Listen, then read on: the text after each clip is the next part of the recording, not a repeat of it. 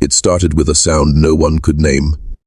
A cry that wasn't human, not fully, drawn out through the ribs of the mountains like wind through bone. People said it came from the old farmhouse in the basin east of Harrow Creek. The one everyone thought was abandoned after the last frost took the cattle and the man who owned them vanished into the tree line. But those who'd lived long enough knew better. They said there were still voices in that house. Not echoes, voices. When the sheriff's men broke open the door that winter of 1936, what they found didn't make the papers. The floorboards were buckled from rot, the walls blackened with soot, but in the center of the room was a cradle. Split, warped, still rocking. Inside were two infants, pale as frostbite, eyes already open. One blinked when the light hit him. The other didn't. Beside the cradle lay a man's boot print in the ash, pressed too deep to belong to anyone living. There were no parents, no midwife, no burial mound. Just those boys, left behind like a promise someone had been too afraid to keep. The county clerk wrote their names down as unknown male A and unknown male B, but the locals called them the Marrow twins. They were taken by the only kin still breathing, an old man who lived high in the ridge country, too far for the law to care. He said he was their grandfather, but no one could prove he was anyone's grandfather at all. His name wasn't written anywhere it should have been. His land didn't appear on maps. His taxes hadn't been paid since before the Depression. And yet, when he came for the twins, no one stopped him. He carried one under each arm, silent, slow, like carrying something sacred or cursed. Weeks later, a preacher passing through the basin claimed he saw the house again at dusk. Smoke was still leaking from the chimney, though no one had been left inside. He said it smelled of burnt milk and something sweet, like fruit left too long in the sun. A smell of rot dressed up as comfort. He swore the cradle was still moving. No one went back to check. Which city are you watching from, and what time is it right now? They say time runs differently in that part of Kentucky. Days fold into themselves like bad dreams you can't quite wake from. That ridge where the old man lived, they called it Deadwater Hollow, a place where light never truly settles, and the wind carries voices too soft to belong to anything still breathing. They say the road to Deadwater Hollow wasn't built. It was remembered. You didn't find it by map or sign, but by feel. By the way the forest seemed to breathe against you. The way the air thickened the closer you came. People spoke of the land there like it was alive, a slow and watching thing that never forgot. Even in summer, it stayed cold. The ground sweated black water, and the trees leaned too close, their branches grown in shapes that seemed almost deliberate. Hunters avoided it. Travelers pretended it didn't exist. But up in that hollow, the old man's cabin stood, its timbers sinking into the soil like bones, trying to return to the body.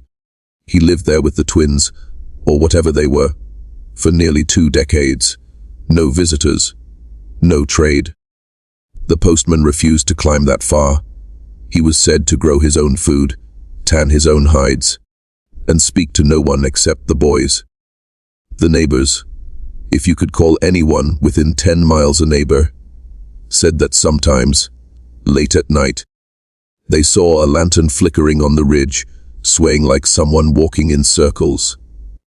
The old man called himself Elias, but no one knew if that was truth or disguise. He appeared once at the general store in 38, bought salt, nails, and a spool of black thread. His voice was so soft the clerk leaned forward to hear and said later it sounded wrong, like a throat unpracticed in speech. He never smiled, never looked anyone in the eye. When he left, the air in the shop went still, as if even the dust had paused to listen. Years passed. The twins were rarely seen, and when they were, it was always together. Same stride, same turn of the head. They carried no expression, no curiosity. Just a kind of vacant obedience, as though their bones belonged to someone else's memory. People said they had the same eyes, but not the same face. That one seemed born older, and the other too young, though both grew at the same pace. The school census skipped them, the church refused them, and the county forgot them. It wasn't until 1943 that the first outsider wandered close enough to the hollow to hear what the locals already knew. His name was Robert Pike, a field surveyor sent by the state to mark mining boundaries. His report was never filed, but a single page was found in his tent weeks later, scrawled with shaking ink. There are children in the trees. Which city are you watching from? And what time is it right now? Because somewhere, far from where you sit, the hollow still breathes, and the soil there remembers every step that trespassed on it. By 1944, the hollow had grown quiet in a way that frightened even the insects. The air carried no birdsong, no rustle, only the slow creak of wood swelling with damp. People said the mountain had swallowed itself, that the trees no longer grew. They listened. That's when the boys began to change. Elias kept them close, too close. He forbade them from stepping beyond the yard's edge, saying the world outside was poisoned, that their kind would crumble in sunlight. He spoke in fragments, in phrases the boys repeated back to him like scripture. The blood remembers, he told them. The blood obeys. They never learned to read, never met another soul, and yet they seemed to understand things they shouldn't. The way to cut meat clean to the bone, the way to dig graves that never collapsed. When they reached 12, Elias started digging something larger behind the cabin. The neighbors heard the sound through the fog. Not the rhythm of a shovel, but the slow drag of a spade against rock. He worked by lantern, night after night, until the hole was deep enough that his light couldn't be seen. Then, one evening, the sound stopped. For days after, smoke drifted from the hollow, a pale grey column that never spread, just hung there, coiled like something waiting. A hunter named Amos Burden swore he saw the twins that week at the creek, standing knee-deep in black water. He said they were washing something, a strip of cloth, maybe skin, and when he called out, they both turned at the same time. He said their eyes caught the light, but didn't reflect it, as though whatever was behind them didn't exist. When he blinked, they were gone. He never went back. Elias aged slower than time. His beard grew, but his posture stayed straight, his steps unshaken. He stopped coming down the mountain altogether. The store clerk who last saw him said he'd changed his voice again. Deeper now, foreign. He asked for lime and lye, and when told there was none, he only nodded, murmured, "Then the earth will take care of it." Around that same time, local children began waking with night terrors. They described voices whispering their names from the woods, and two pale faces pressed against the window glass, staring in with blank affection. One girl drew what she saw in charcoal. Two figures holding hands, their arms too long, their mouths joined. Her father burned the drawing, but the next morning, another appeared, carved into the frost on the window itself. Which city are you watching from? And what time is it right now? Because in Deadwater Hollow, time does not move forward. It only folds back like a wound trying to close. In the spring of 1946, the rain did not stop for 41 days. The creek behind Elias's cabin swelled until it carved new paths through the trees, exposing roots, bones, and the foundations of things older than the cabin itself. Locals said the water carried whispers with it, that if you stood by the banks long enough, you'd hear children crying beneath the current. One farmer claimed he saw two small shapes standing in the flood at dawn, still as fence posts, the water up to their chests. When he shouted, they didn't move. He turned away once, and when he looked back, the creek was empty.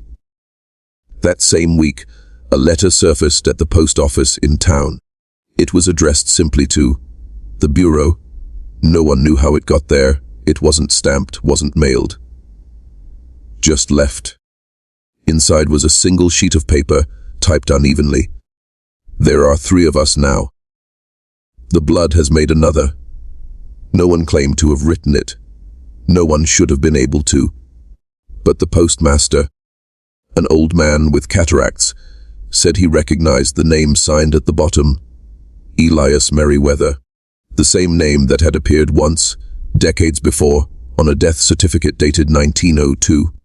By summer, travelers through the ridge began reporting strange carvings along the trees, looping symbols that circled back into themselves, drawn with ash or something darker. A preacher from Breathitt County went to investigate, believing it the work of vagrants or devil worshippers. He returned to town the next day barefoot, his coat soaked, unable to speak. He spent the rest of his life in a sanitarium, drawing the same 2 faces over and over in the margins of a Bible. Inside the cabin, Elias was said to have grown weaker. His walks to the creek stopped. His voice turned hoarse, cracked like bark, but the twins, now nearly grown, did not change. They were the same height, the same weight, their faces untouched by time. They spoke little, moved slow, always together. Sometimes, when the moon rose, neighbors saw a faint glow in the windows of the hollow. Some said it was firelight. Others swore it was the reflection of 2 figures, kneeling over something that moved. There's an old woman still alive, who claims she passed through that hollow as a girl. She said she heard singing from the cabin, low, broken, and too slow to be human. She never saw the boys, but she saw their shadows on the wall. There were 3. 2 the same, and 1 smaller, curled beneath them. Which city are you watching from, and what time is it right now? Because the deeper you trace this bloodline, the less human the roots become. By the winter of 1948, Deadwater Hollow had fallen off most county maps. The road was washed out twice that year, and both times the state decided it wasn't worth rebuilding. But some things don't need roads to survive. They just wait. And in that hollow, the waiting turned to something else, something like breeding. The twins were seen again, though not by anyone who lived long after. A traveling trader passing through the ridge stopped by what he thought was an abandoned barn. Inside, he said, was a smell he couldn't forget, like blood left to curdle in milk. He found marks on the walls, faint grooves as though fingernails had been dragged down the wood, hundreds of them. And in one corner, a child's shoe, impossibly small, split open at the seam.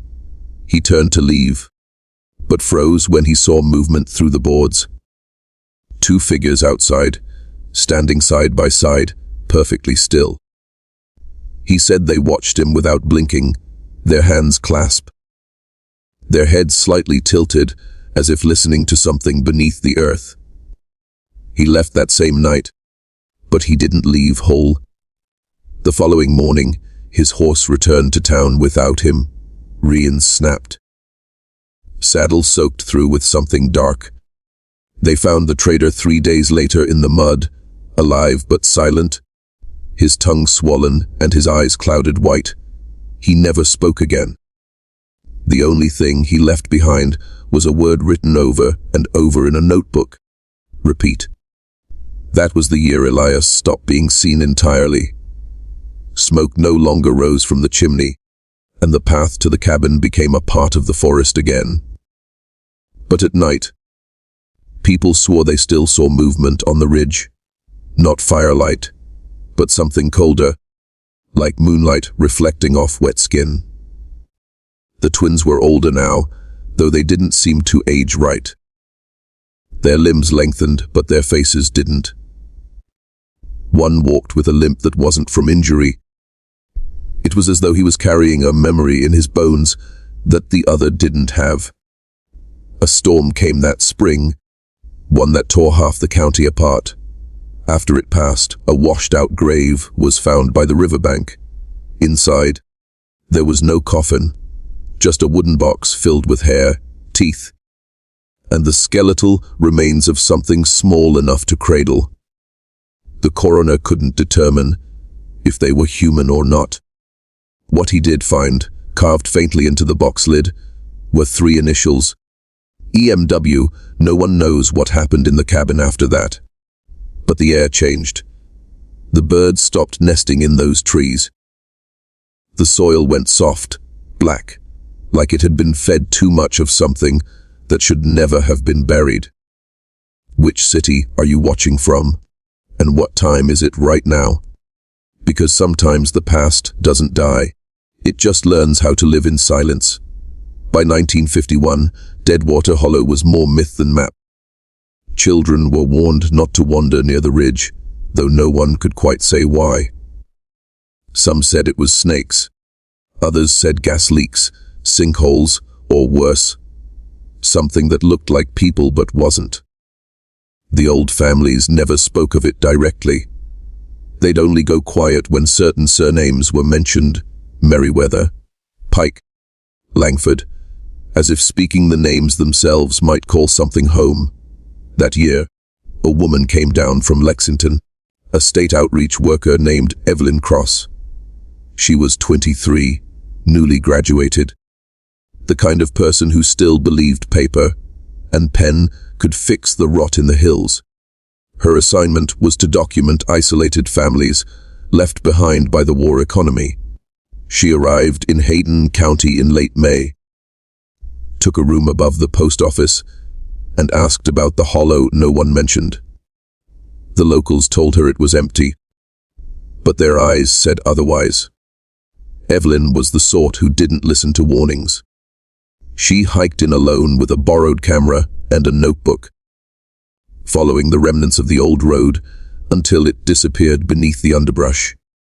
What she found, she wrote, was not a ruin but a stillness. The air was thick, unmoving, and the trees bent inward as if drawn by breath.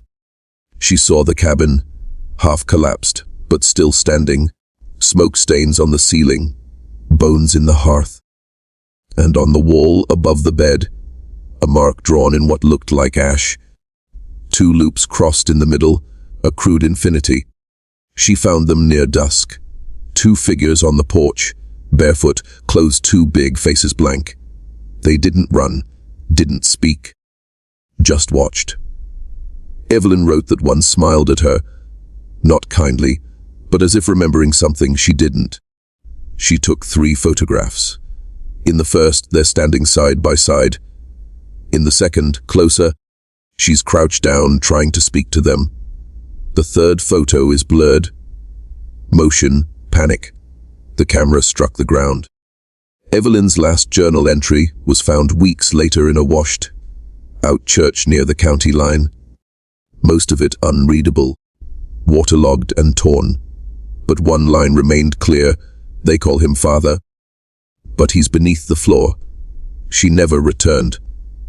The investigation that followed was brief, quiet. Her file was marked lost in field, though the sheriff's deputy who signed it moved out of state 2 days later. He left a single note behind for his wife: the boys aren't right. They were never meant for daylight. Which city are you watching from? And what time is it right now? Because if you listen long enough, you can still hear her camera click. 3 times, slow, steady, and then silence. By the time anyone dared to search the hollow again, it was 1954. The trees had swallowed the trail whole, and the cabin's roof had collapsed under its own memory. A federal team came, 3 men and 1 woman, armed with maps that didn't match the ground beneath their boots. They said they were investigating a missing persons report, but the locals knew that wasn't all. They brought boxes, cameras, lime, and body bags. Too many for one girl. They reached the cabin by mid-morning. It was silent except for the flies. The walls were slick with mold, the floor half caved in. But beneath the boards, they found what Evelyn's note had warned: a second room, small and square, carved directly into the earth. Inside, the air was damp, metallic. There were bones, small ones, arranged in a circle, each with carvings etched into the surface. Letters that didn't belong to any known language. In the center, a chair.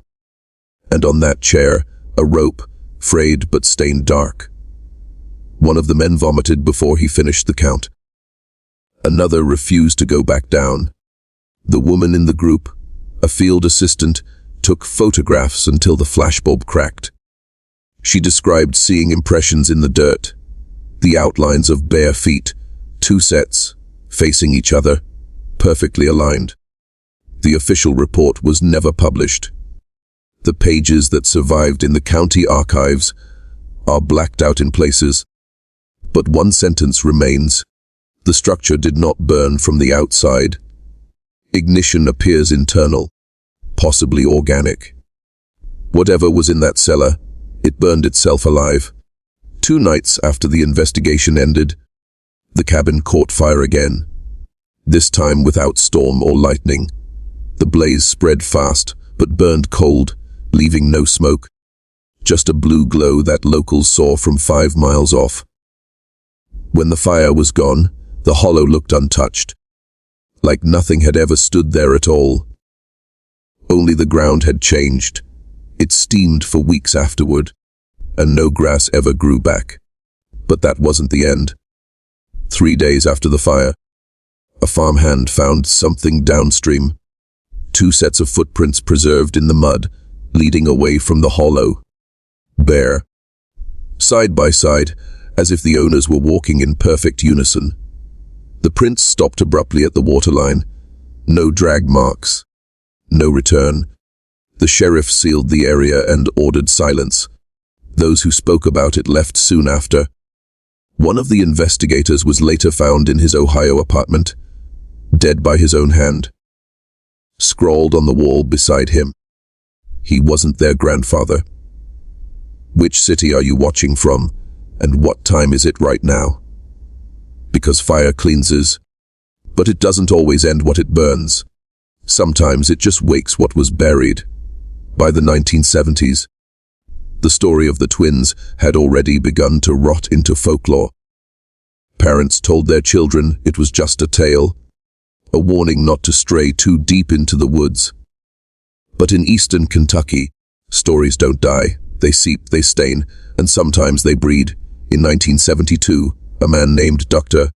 Marshall Graves moved into a trailer outside Hyden. He was a retired psychiatrist from Ohio, polite, quiet, and too curious for the locals' liking. He said he'd come for peace, but in truth, he'd come for Evelyn Cross. She had been his student once, decades before, and her disappearance had never left him.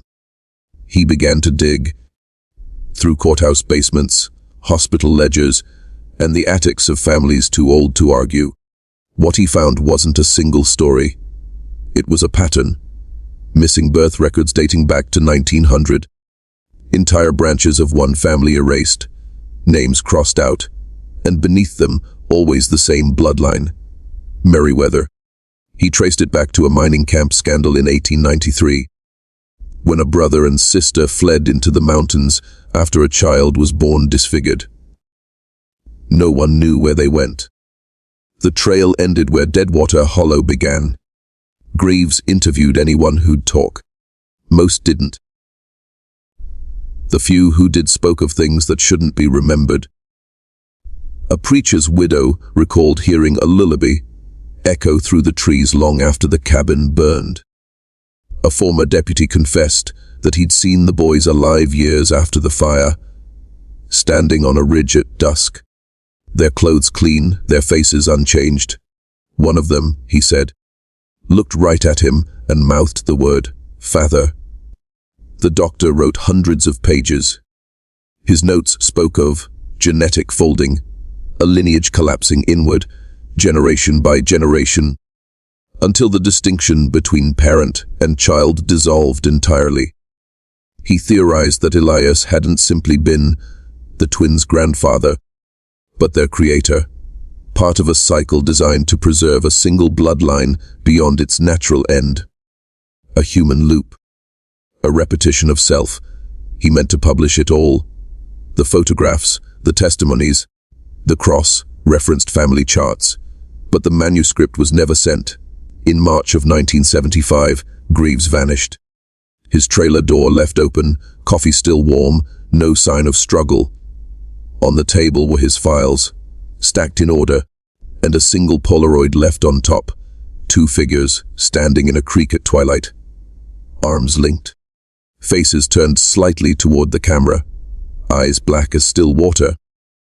Which city are you watching from, and what time is it right now?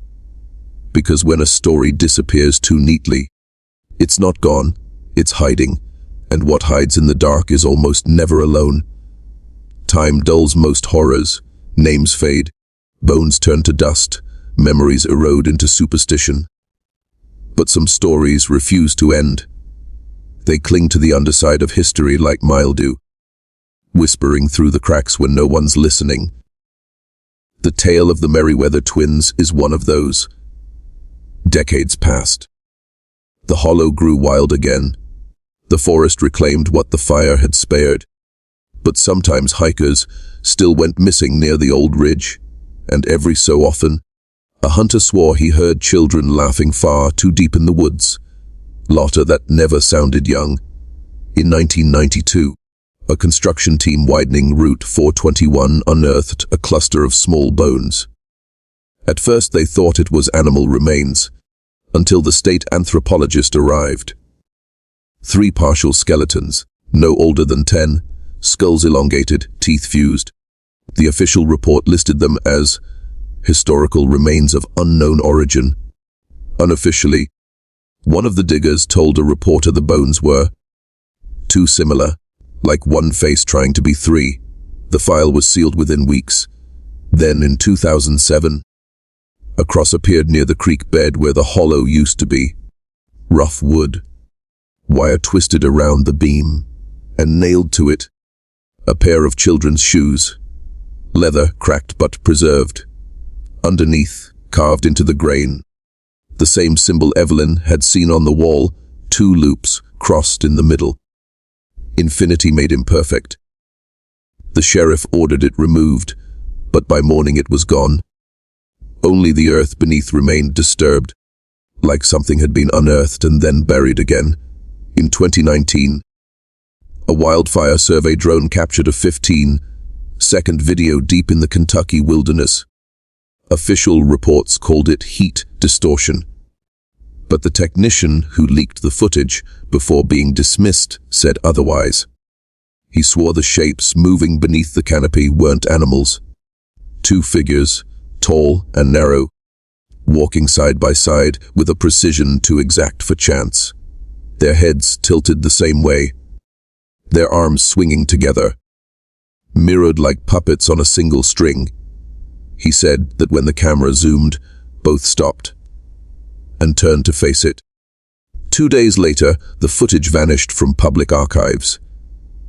The technician disappeared soon after, leaving behind one message on a hidden forum: they never died. The blood went in circles. Maybe it's true, maybe not. But in those mountains, the soil still refuses to settle. Rain pools blacken the low places, and the air carries that same scent. Sweet, metallic, faintly human. They say if you walk the creek bed after dark, you'll hear breathing. Not from the trees, not from the water, but beside you. 2 steps behind, perfectly in sync. Which city are you watching from? And what time is it right now? Because some bloodlines don't end, they repeat. And somewhere out there, the twins are still walking, hand in hand, through the hollow that made them, through the dark that never forgot their names. The stories should have ended there, with bones, with silence, with the hollow sinking back into its own grave. But endings are a mercy that certain bloodlines are never granted. The Merryweathers weren't a story, not truly. They were a pattern, and patterns only rest when repeated. In the fall of 2022, a genealogist from Louisville named Aaron Heller began tracing Kentucky's unrecorded lineages for a private ancestry firm.